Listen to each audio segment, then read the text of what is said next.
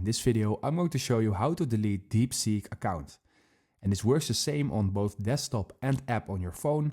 So for both ways, I will make sure that you have enough by watching this video to sort you out on the desktop and on your phone, the DeepSeek app.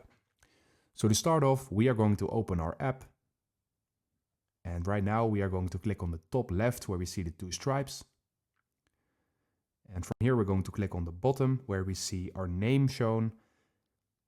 And right now, when we scroll all the way down, or basically look all the way down, we see delete account.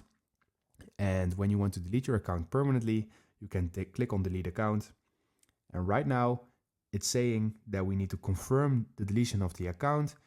It will forfeit any unused balance and block access to all DeepSeek services. So also on your desktop, you won't be able to access your account because your account is going to be deleted. And if you want to make this final, you are going to click on delete, and then your deletion is permanently. And that is how you delete DeepSeek account. So if this video helped you out, please leave a like and consider subscribing, and then I see you in the next one.